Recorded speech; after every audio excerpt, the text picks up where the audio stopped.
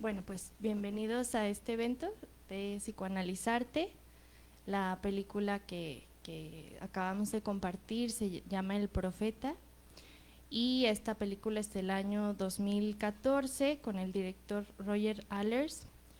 Y bueno, pues por ahí entre los puntos importantes, ¿no? Abarca temas sobre el amor, la libertad, la búsqueda de sentido, ¿no? Preguntas que tienen que ver con nuestra existencia, ¿no? Que poco a poco iremos desmenuzando entre todos. Procuramos que este evento sea dinámico, que pueda haber, que la palabra pueda circular. Y bueno, también sin duda habrá acá disparadores importantes,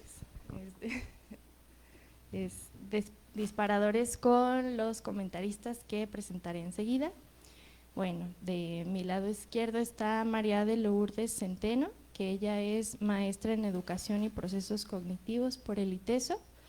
Y también de mi lado derecho está Pablo Paita, que es candidato a analista por la Asociación Psicoanalítica de Guadalajara. Y bueno, pues yo voy a coordinar su servidora Fernanda Camacho. ¿Va? Entonces, pues ahora sí que desde donde quieran empezar.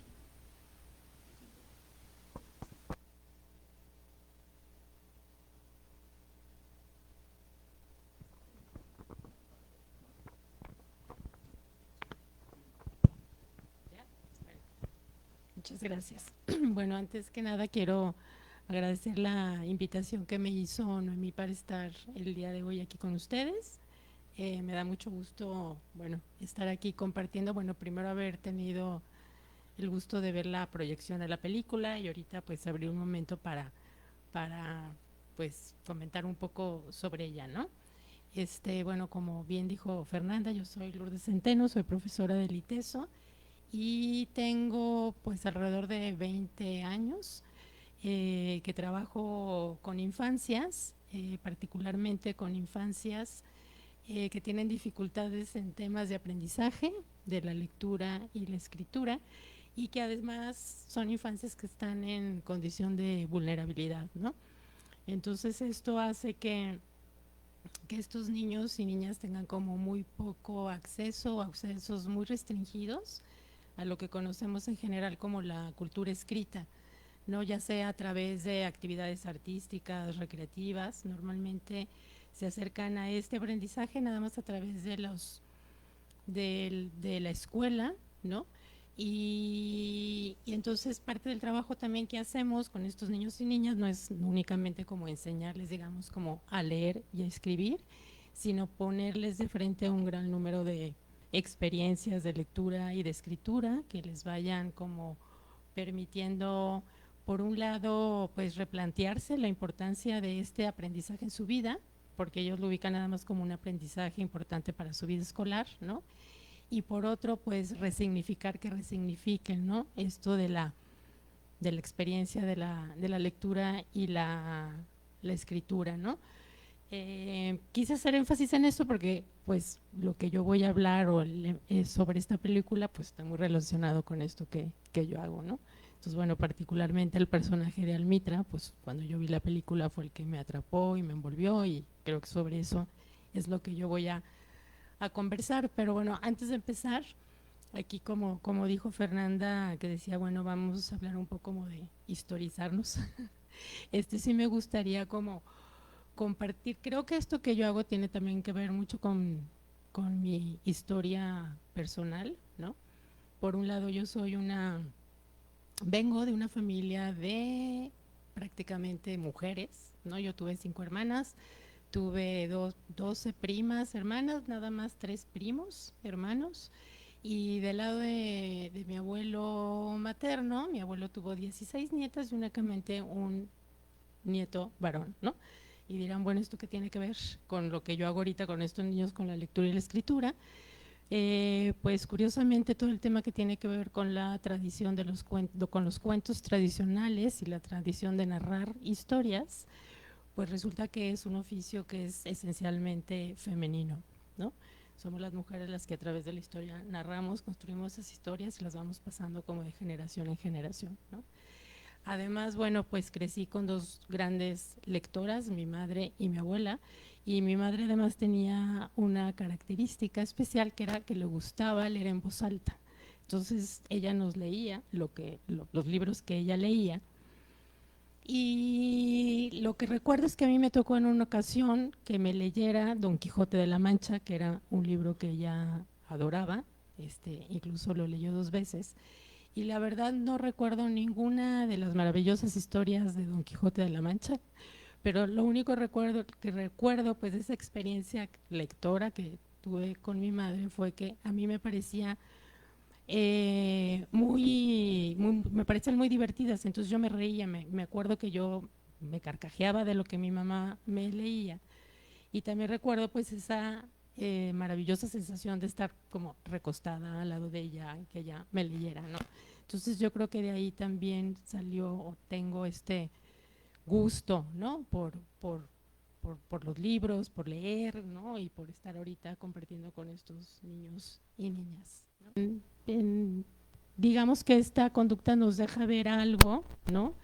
Que es nada más como el reflejo de algún, en este caso de Almitra, de un dolor muy grande que tenía, que era la pérdida de su padre, ¿no? Entonces, en el fondo lo que la niña tiene es como un conjunto de emociones, de sentimientos que no logra acomodar, y es su manera de reflejarlo, ¿no?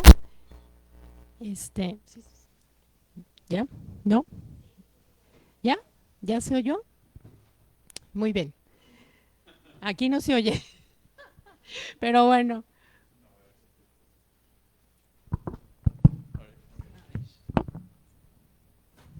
Bueno, ya. Ok. Bueno, lo que comentaba es que los adultos normalmente lo que podemos ver y a lo que reaccionamos son estas conductas que vemos, ¿sí? Pero pues, sin considerar qué es lo que pasa como internamente dentro de la niña, ¿no? Que la lleva a comportarse pues de esta manera, ¿no?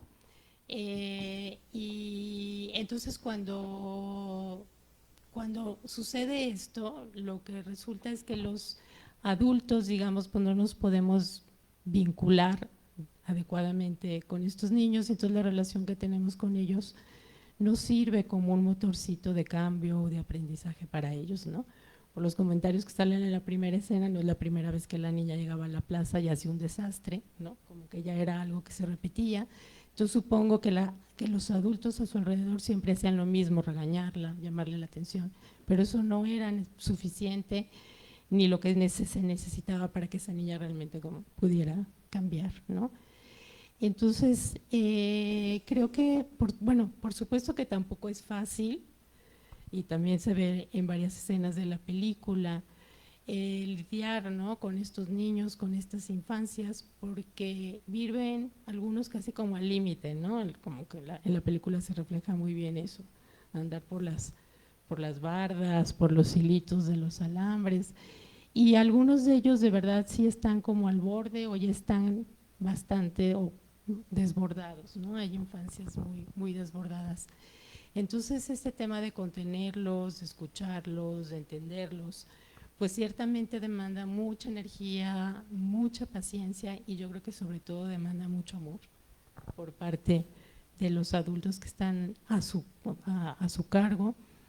Y desafortunadamente no siempre los adultos estamos en condiciones de poderle ofrecer eso a las infancias, ¿no? Sin embargo, me parece que es vital que lo intentemos una y otra vez, aunque resulte difícil, aunque a veces a la primera vez no nos salga bien, porque cuando no logramos vincularnos con los niños de esta manera como más amorosa o afectivamente, ¿no? Lo que hacemos es que estamos violentando en ellos procesos, ¿no? Procesos de desarrollo, procesos de aprendizaje. Incluso somos violentos con ellos como personas, ¿no? Como sujetos, y lo que hacemos es que podemos incluso frenar, ¿no? Sus procesos de cambio en lugar de ayudar, ¿no? Cuando la única manera que tenemos de vincularnos con estas infancias es a través como de la estigma, ¿no? De la etiqueta, del discriminarlos, del devaluarlos, de estar viendo nada más, de aislarlos, ¿sí? Lo que hacemos es que aquí hay un tema que me parece como vital para el desarrollo, ¿no?, de los niños y las niñas, que es que cuando nos vinculamos con estos niños de esta manera, los niños y las niñas no logran armar como una representación valiosa de ellos mismos, ¿no? Porque lo que escuchan del exterior es absolutamente lo contrario, ¿no? Y cuando los niños no logran armar como esta representación valiosa de ellos, es imposible que aprendan cualquier cosa. Y no estoy hablando nada más de aprendizajes cognitivos, sino también aprendizajes sociales, ¿no?, o afectivos incluso. Entonces, yo esto lo veo todos los días también en Polanco, que niños que llegan con estas representaciones tan malas de ellos mismos, no diciéndose que son o burros o tontos, o incluso niños que son malos, ¿no?, que ellos jamás van a poder aprender, que lo han intentado y que no pueden. Y entonces en estos casos lo primero que tenemos que hacer, ¿no?, o por donde tenemos que empezar a trabajar justamente es como en tratar de restituir en estos niños, ¿no?, esta confianza en ellos mismos y en sus capacidades. Y cuando empezamos a trabajar en eso, entonces ya es posible que empiece como a surgir todo el aprendizaje que ya es más de índole pues cognitivo, ¿no? Pero mientras eso no se resuelva es muy difícil que los niños logren como avanzar, cambiar, ¿no? Y esto en la película me parece que se ve muy claramente cuando Almitra pues tiene el encuentro con el profeta, ¿no?, que es como la primera persona que la voltea a ver de otra manera y le devuelve a la niña una mirada diferente de ella misma, ¿no? La honra con lo que es, la respeta, no hace juicios acerca de lo que hace, incluso la llama pues una ratoncita curiosa, en lugar de llamarla ladrona, como la llamaba el resto de la comunidad, ¿no? Y entonces en esta relación y en esta mirada que este adulto tiene sobre esta niña que es diferente, pues la niña empieza como a encontrar la manera de cambiar y al final de la película vemos incluso que es capaz hasta de recuperar, ¿no?, la voz, ¿no? Entonces ella empieza a mirarse a ella misma de otra manera y internamente se activa como este motorcito de cambio, ¿no? Esto me parece muy, muy importante de la película porque yo creo que nosotros pues todos, ¿no?, somos seres en relación y nos constituimos en el encuentro con otros, ¿no? Entonces las palabras, los gestos, ¿no?, la manera en que tenemos de interactuar con otros, o sea, los otros nos reflejan mucho de lo que nosotros somos, ¿no?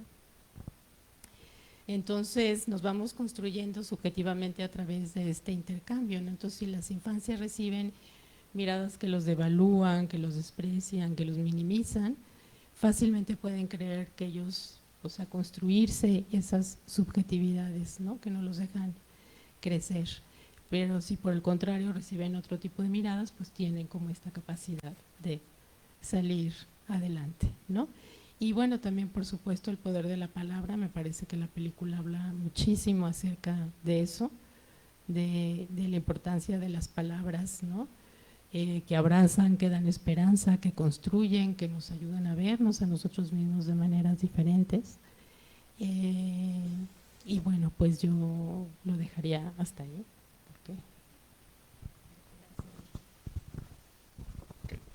Bueno, yo voy a hablar primero unos datos generales acerca de la película. Bueno, como no sé si algunos sepan, pero la película fue producida por Salma Hayek, que también es de ascendencia libanesa, como el autor. El libro la marcó mucho a ella porque decía que su abuelo lo tenía siempre a un lado de su buró. Y cuando ella empezó a leer el libro a una edad adulta, decía que era como si su abuelo le hablara a través del libro. Y eso me hace muy conmovedor. Y decía también que es un libro que debe ser leído y también la película debe ser vista. Aunque en un inicio el libro no tuvo tanta popularidad como es ahora, el libro tiene más de 100 años que fue publicado y se agarró su popularidad en los años 60. En el movimiento hippie lo agarraron como un estandarte en contra del sistema capitalista también de que Salma Hayek decía que, retomando el tema de los niños, que los niños también buscan que los niños también piensen con la película, no darles todo digerido en la película. Entonces por eso escogió varios directores, o sea, sí notaron que la animación cambiaba en cada tema, porque eligió 9 directores para hacer cada poema un estilo diferente y que les diera esa libertad creativa y entonces ya unirlo todo y cada tema transmitía algo diferente y por la perspectiva del director y también digamos que el espectador también tenía que pensar, no tener todo digerido, ¿no?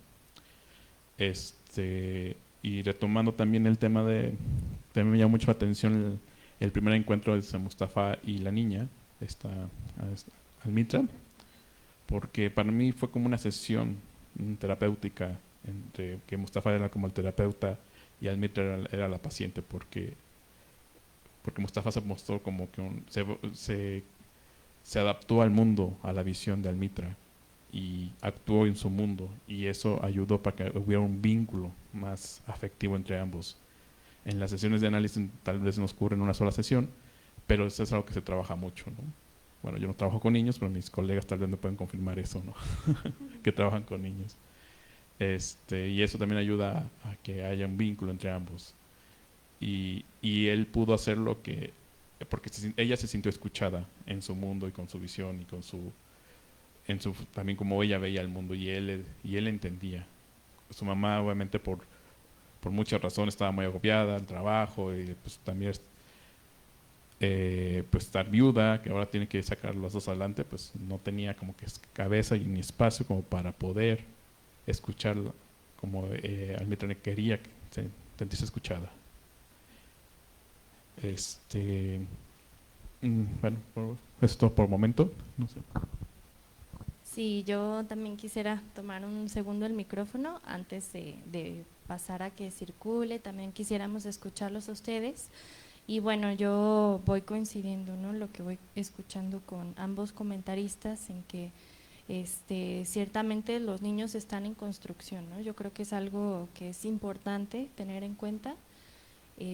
Y pues al final un síntoma, algo que van presentando muchas veces vinculado al aprendizaje, pues es la forma en cómo ellos alcanzan, ¿no? O sea, alcanza su cabeza en ese momento a pues hacer frente a algo que es avasallante en ese momento para ellos, ¿no? Y necesitan justo de un adulto que ayude a procesar, a masticar y darle esta visión distinta, ¿no? Y darle esta posibilidad de, pues sí, de lidiar y enfrentar, en este caso la pérdida, ¿no? Y bueno, y creo que también esta película, a mis ojos, pues deja muchos puntos que atraviesan distintas etapas de la vida, ¿no? Y habla sobre duelos, habla sobre el amor,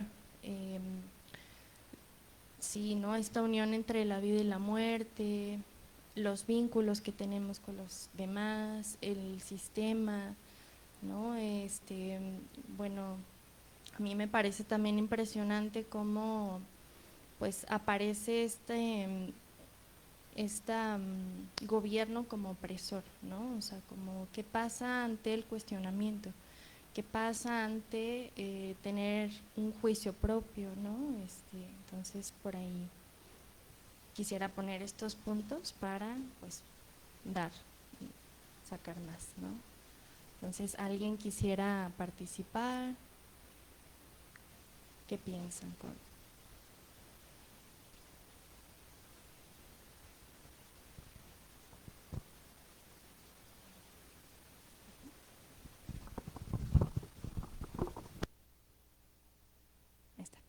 Doy los anuncios y pasamos por acá el micrófono, ¿les parece? Bueno, en mayo de 2011 nace este espacio del Cineclub Psicoanalizarte en nuestra asociación, en nuestras instalaciones. Y bueno, es un espacio de diálogo donde juntos reflexionamos sobre escenas que el cine nos brinda, imágenes que funcionan como un espejo de la complejidad de la naturaleza humana. Y bueno, pues también más adelante, cuando podamos por acá ir concluyendo, les pedimos si pudieran registrarse en nuestra libreta que está sobre la mesa de snacks, o si prefieren escanear nuestro QR del trípode que está aquí atrásito,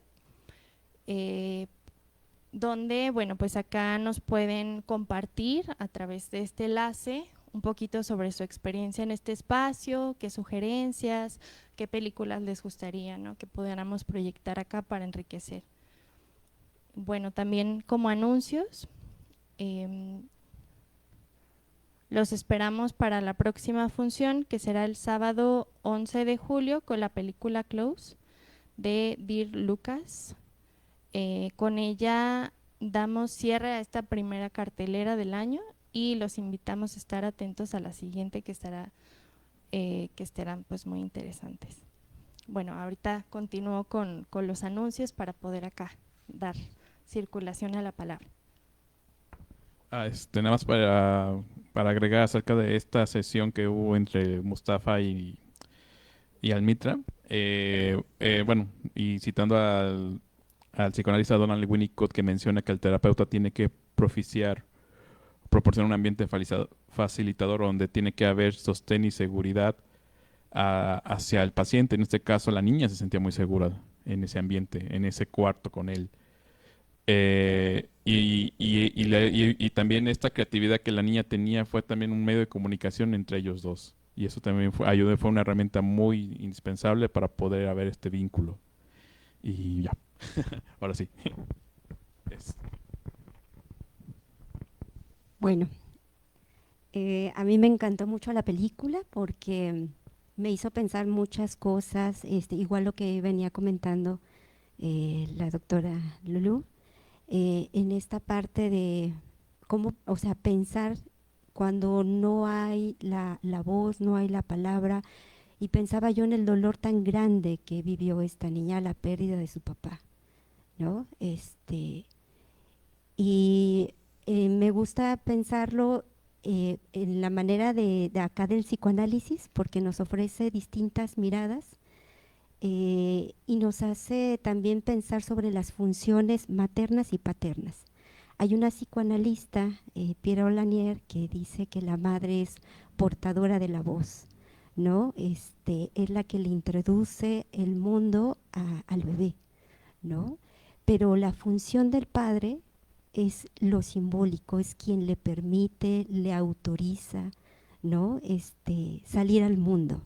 Las imágenes, no sé qué les pareció a ustedes, pero impresionantes, esa manera de impulsar, ¿no? O sea, una de las funciones del padre es separar, ¿no?, la madre del hijo, ¿no? Bueno, en otros pensamientos de otros psicoanalistas, ¿no?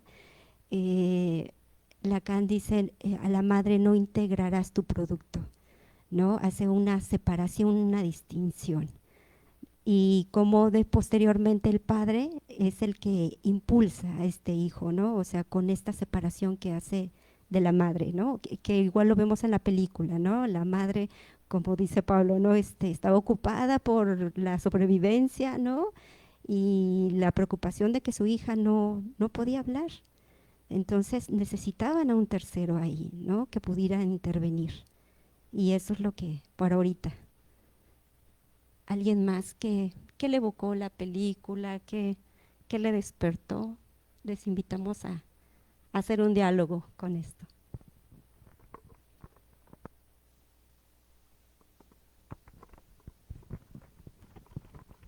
Es que justamente con esta idea que mencionas de Piera, la que también se me vino a la cabeza, era acerca que cuando Mustafa le lee este poema a la mamá, cuando dice que tus hijos no son tus hijos, son hijos e hijas de la vida deseosa de sí misma. No vienen de ti, sino a través de ti. Y aunque estén contigo, no te pertenecen. Puedes darle tu amor, pero no tus pensamientos. Pues ellos tienen sus propios pensamientos. Puedes hospedar sus cuerpos, pero no sus almas. porque ellas viven en la casa del mañana, que tú no puedes visitar ni siquiera en sueños. Puedes esforzarte en ser como ellos, pero no procures hacerlos semejantes a ti, porque la vida no retrocede, ni se detiene en el ayer. Y Piera plantea dos preguntas acerca de la madre, ¿no? Si es lo mismo un deseo de ser madre a un deseo de hijo. Y qué diferencia entre uno y otro, porque son diferentes, ¿no? Y el deseo de madre es como que es un deseo más narcisista, donde no ve a un hijo como un sujeto diferente un ser autónomo, sino como una extensión de sí misma con el cual ella se puede completar. Y si ve como un deseo de hijo, este hijo es ver a que puede ser algo diferente, es algo distinto, y crearlo de esa manera. Y bueno, hasta ahí no sé si tengan un comentario. Bueno, yo voy a hablar como un poco del simbolismo de la madre, pero desde los cuentos tradicionales, ¿no? Y la madre de los cuentos tradicionales es al mismo tiempo la madre, la madrastra, la ogra, son todas en una, ¿no? Nada más que de repente, pues las madres sí somos madres y de repente somos las madrastras y de repente somos las ogras, ¿no? Cuando vi esta historia, a mí me parece que la mamá pues pasa por varias de ellas, varias figuras, ¿no? A mí sí me parece que, bueno, en esta película la madre sí tiene una función de madre materna, o sea, de la madre que cobija, que trata de entender, que protege, ¿no? A la niña del mundo exterior. Me parece que esa función sí la tiene, ¿no? Sobre todo al inicio, sobre todo cuando están todos los adultos tratando como de agredirla en la plaza, pues sí, ahí sale la madre, ¿no? Que cobija y que abraza, ¿no? Pero claro, pues la mamá también está cansada, ¿no? También está agotada, es ahí, ¿no? Y entonces pues también es una madre que como no hay padre, pues el padre está muerto, entonces ahí sale la función como de la madrastra de decirle la última vez que lo haces y no puedes volver a faltar a la escuela y no, y entonces empieza a poner como las normas y las reglas. Pero pues sí, también es una madre que está pues también dolida porque pues la pérdida también fue de ella, ¿no? Ella también perdió a su marido y además perdió como alguna parte, algo de su hija, ¿no? Entonces también el símbolo de no poder hablar también me parece como muy bello en la película, porque ciertamente todas estas infancias son estas infancias que yo llamo como infancias diferentes, ¿no? Son muy acalladas y normalmente eso es lo que les pasa, que estos niños se pierden como el centro de ellos mismos, pierden su voz, ya no saben quiénes son más allá de las etiquetas que todos los adultos les, les ponemos, ¿no? Y ahorita particularmente me parece que estamos en un momento donde se está como abusando de este tema de los diagnósticos con las infancias. Entonces tenemos infancias súper patologizadas y los niños se refieren a ellos mismos a través de esas patologías, ¿no? O sea, los niños te dicen, es que yo tengo déficit de atención y es que yo tengo trastorno oposicionista desafiante y entonces ellos son eso, son esas cosas que les decimos, ¿no? Y entonces ese símbolo de que la niña no habla, sí me parece porque yo es lo que veo que estos niños pierden como que ya no saben dónde está su verdadera esencia, ¿no? Más allá de esas etiquetas que les ponemos. Bueno, creo que ya me cambié de tema, pero bueno, quería decirlo de la madre.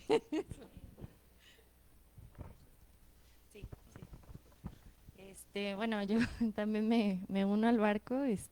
A mí me parece muy lindo como le dice la mamá también de que extraño tu voz, ¿no? Le dice al Mitra. Y sí, coincido que era un esfuerzo como por jalar. Y bueno, acá también en psicoanálisis hablamos cómo tanto la figura de la madre como el padre puede fungir ambas funciones, ¿no? Función materna, como bien comentaba Lorena, ¿no? Que está esta parte de sostener, de acoger, ¿no? Esta parte maternal propiamente, y al mismo tiempo pues todos tenemos que tener también esta función paterna de ley, de límite, ¿no? Y la mamá pues hacía un esfuerzo como poder sostener esta función, pero ciertamente pues ella también estaba viviendo un duelo, ¿no? importante de su pareja. Y también, bueno, quisiera también agregar que el cierre de la película, cuando menciona la niña esto de que ve la figura de Mustafa, como pensé que también los vínculos dan una posibilidad de duelar, ¿no? O sea, cómo esta relación, pues las relaciones con los demás remiten a otras situaciones, a otros momentos, y bueno, y también cómo buscar que sea un encuentro nuevo, pero es como, vamos como en un bucle constantemente, ¿no? Entre que conecta con cosas anteriores, pero bueno, pues sin duda este personaje estaba pues en ese momento viviendo el duelo de la pérdida de su padre. Entonces, ¿alguien más quisiera compartirnos, sea de este tema, de otros puntos? Sí.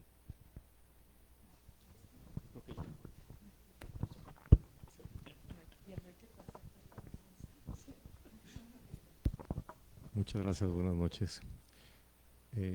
A mí me gustaría ver las cosas desde otro punto de vista que no se ha mencionado, que es un poquito de la parte del profeta, como me recordó mucho El héroe de las 1000 caras de Joseph Campbell, donde habla del ciclo del viaje del héroe.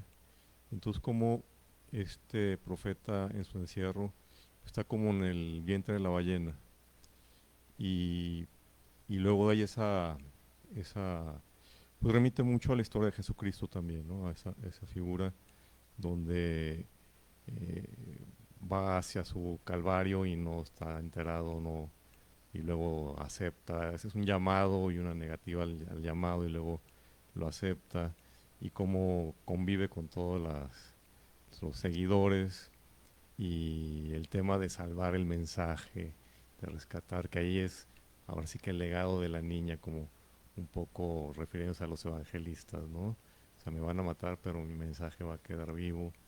Y en fin, y al final el retorno a la tierra, a la casa del Padre, ¿no? Al final de cuentas su espíritu se va en el barco a su tierra, ¿no? Entonces, como que, bueno, esa es la otra parte, a lo mejor más obvia o más entendible, pero pues al final de cuentas la historia se llama El Profeta, ¿no? Muchas gracias.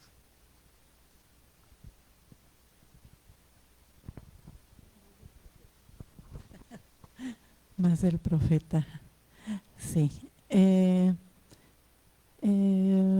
Pensaba que también hay como múltiples funciones en el profeta, y me parece que son funciones que él ejerce a través de la palabra, porque él profesa una palabra. Él se manifiesta a través de la palabra. Aún en el encierro, su palabra llega a los otros, ¿no? Y pensaba que es una palabra que tiende a ligar, a integrar algo en todos estos seres humanos, estas personas, que tiende constantemente a desligarse, a destruirse, ¿no? Que empieza en la película con este sentimiento de una pérdida, puesta en la pérdida de un padre, de un esposo, que deja a una niña y una madre en duelo, pero a través de la película hay también como diferentes pérdidas, también como que la gente se va encerrando en sus actividades comerciales, lo que sea.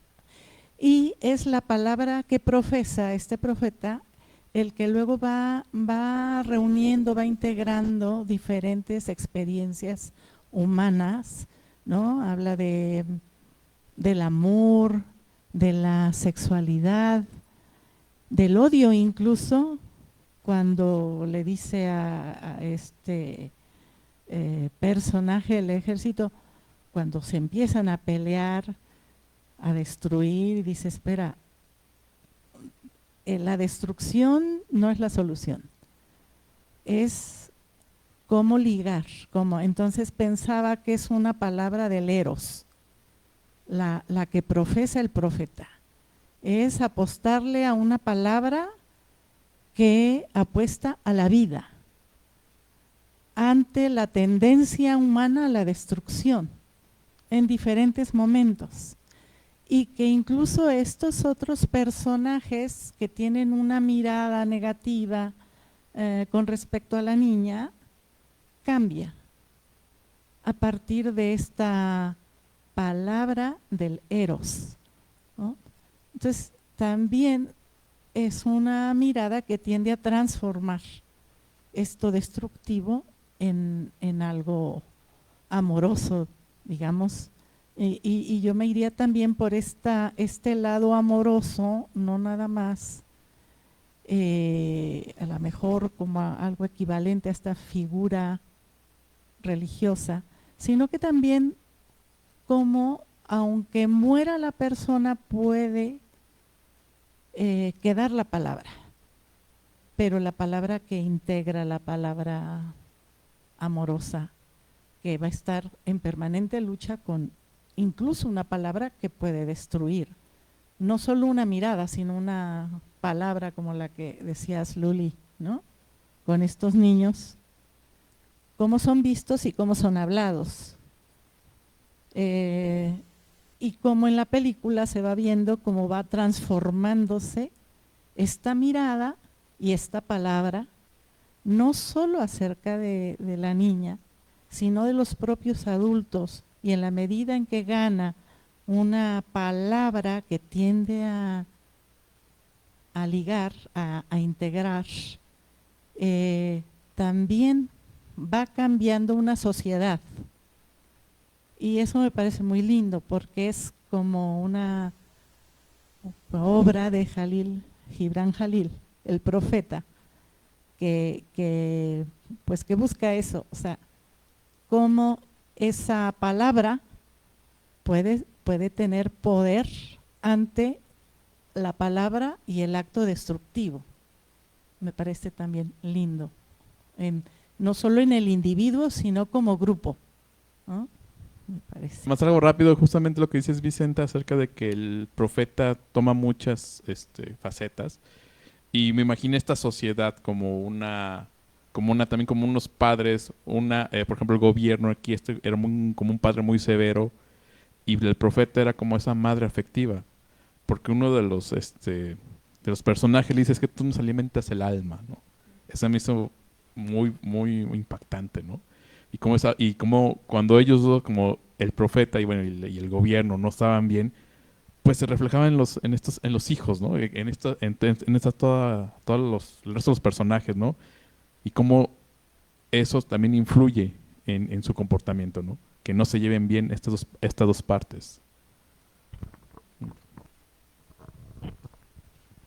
Bueno, es que siguiendo tu idea, pensaba que esta palabra implica un trabajo. Esto que todos decían, bueno, el trabajo del que siembra, el trabajo de que hace el vino, el trabajo que hace el pan, todo. Y él agradece eso, y los demás le dicen, es que lo que tú haces también es un trabajo. El construir esta palabra implica un trabajo también, es un trabajo emocional para conquistar una palabra que pueda contener lo destructivo también o esta parte destructiva de cada uno de los personajes, o incluso esta parte del gobierno que se expresa en querer destruir a este profeta, porque puede vivirse como una palabra peligrosa que puede tener poder porque se ve desde el poder y no puede mirarse de otra forma, ¿no?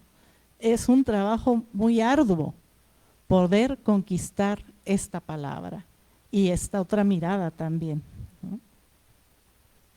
Bueno, siguiendo con esto, yo creo que también parte del gran trabajo que tienen que hacer estas infancias, ¿no? Es justamente, yo creo que eso, encontrar esas palabras que, o sea, para nombrarse a ellos mismos, ¿no? De otras maneras.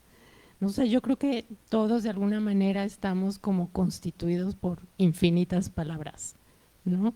Que hemos recibido de otros, que nos decimos nosotros mismos, que hemos recuperado en libros, en toda nuestra experiencia, pero yo creo que somos palabras, ¿no? Por todos lados.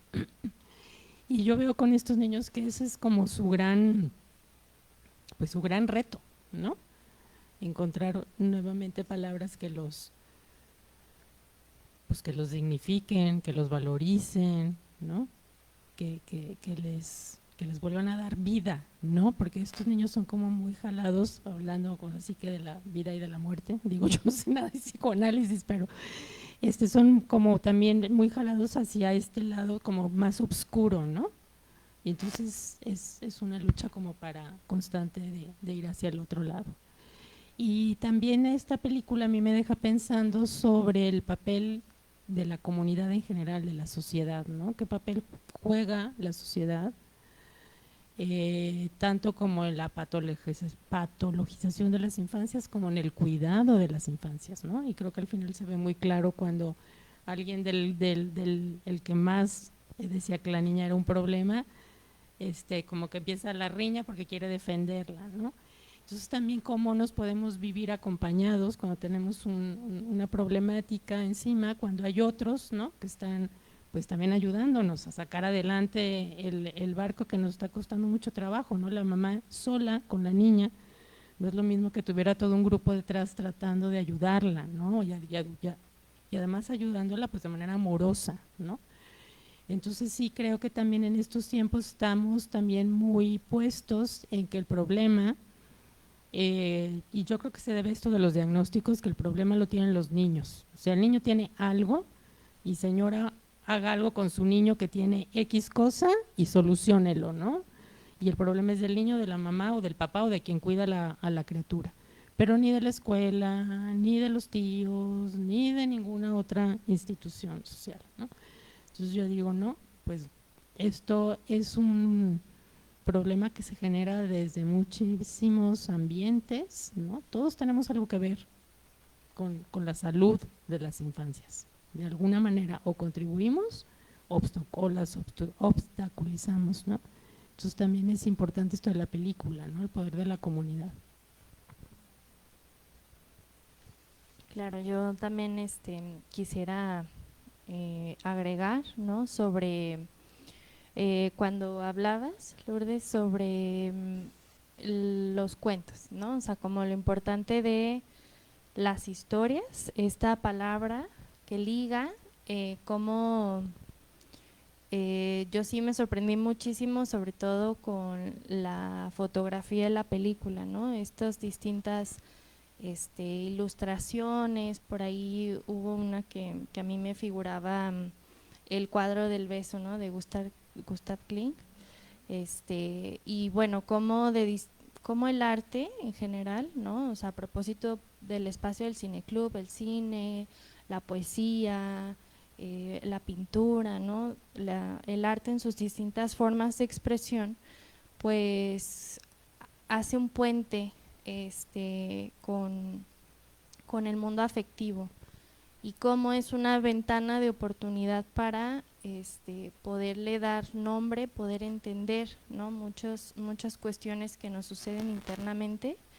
Y traía acá también, ¿no? esta imagen de los cuentos. Ahorita me voy a dar un momento para buscarlo, pero buscar el autor, pero parafraseando un poquito un poema que a mí me gusta mucho, que habla sobre justo los cuentos, ¿no? Que dice: si dejan de existir los dragones, las cuevas, las sirenas, se pierden, ¿no? Se pierde este mundo de ensueño, este mundo de creatividad, que bien, por ahí hay un psicoanalista que se llama Bruno Bettelheim, que habla sobre, tiene un libro que se llama Psicoanálisis de los cuentos de hadas. Y bueno, él va hablando, como comentabas, ¿no? Que si la figura del héroe, del villano, el monstruo, ¿no? O sea, todas estas figuras son partes, son proyecciones de uno mismo, y que lo necesitamos, ¿no? Necesitamos estos distintos personajes para podernos historizar, ¿no? Así como los niños, todas las personas necesitamos todos tenemos una historia de nosotros y justamente un encuentro analítico da la posibilidad de poder rehistorizarnos, ¿no? De apropiarnos de esa historia, de lo que nos sucede, de lo que repetimos. Entonces, sí, por ahí eso también quisiera compartir.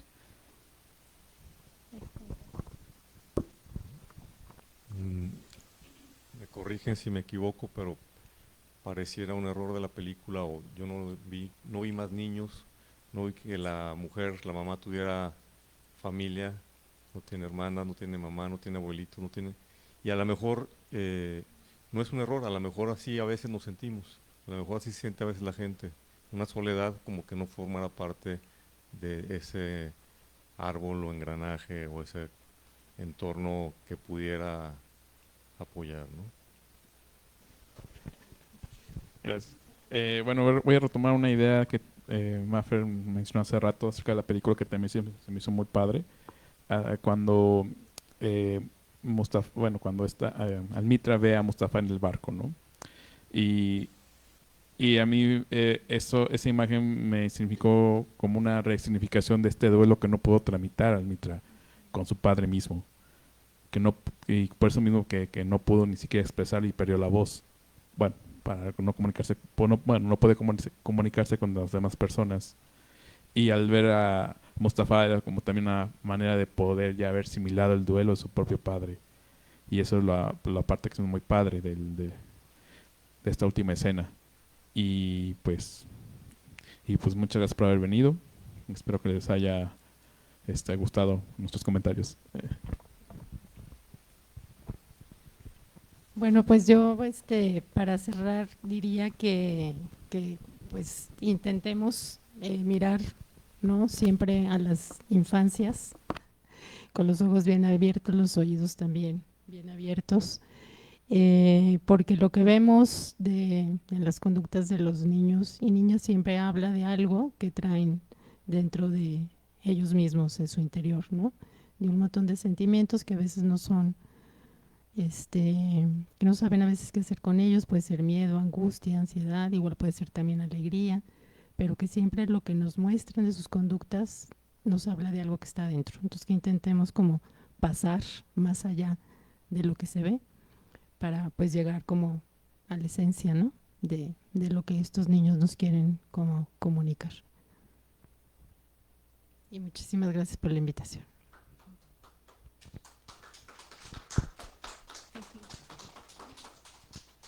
Bueno, pues muchas gracias. Quisiera también dar unos anuncios adicionales importantes sobre las actividades que tenemos aquí en la asociación. Bueno, comentaba que el sábado 11 de julio tenemos nuestra siguiente proyección de la película Close. Los esperamos acá nuevamente a las 5 de la tarde.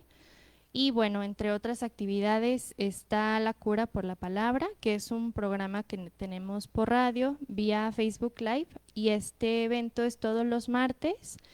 El próximo evento es el 16 de junio con el tema ¿Por qué se dice que en psicoanálisis la transferencia es el motor de la cura?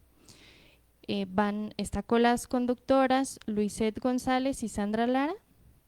Otro evento que tendremos próximamente por parte de la asociación es, la actividad se llama Una canción al diván. Es un proyecto de César Sedano. La ubicación es en Patán Alley House. Está más o menos por Andador Chapultepec, por ahí. Y bueno, este evento próximamente en redes nos darán mayor detalle. También tenemos el Congreso Internacional de Psicoanálisis de Pareja y Familia, que bueno, pues este es un encuentro que reunirá analistas y candidatos de distintos países para reflexionar sobre los vínculos de pareja y la transformación de la vida de familias contemporáneas, ¿no?, la actualidad. El tema que se llevará a cabo en este evento es Parejas y Familias hoy, el psicoanálisis ante la diversidad de configuraciones. Este es un evento dedicado en la memoria del analista René Caes, y la fecha de este evento es del 22 al 25 de julio del 2026 y la sede es en el Centro de la Amistad Internacional aquí en Guadalajara, Jalisco. También comentarles nuestra oferta académica y profesional. Tenemos diplomado en Introducción al Psicoanálisis, diplomado de Familia y Parejas.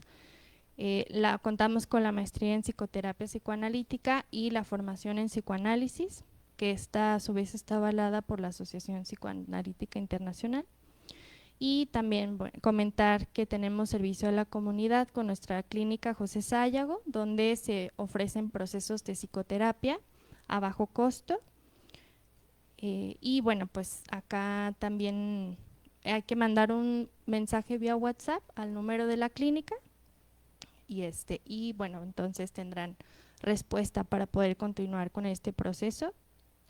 Y pues invitarlos a que nos puedan seguir también en las redes para que estén al tanto, porque pues procuramos, ¿no?, de distintas formas, de distintos encuentros, poder promover el psicoanálisis y el conocernos otra vez, ¿no?, antes que nada. Entonces, bueno, pues de mi parte sería todo.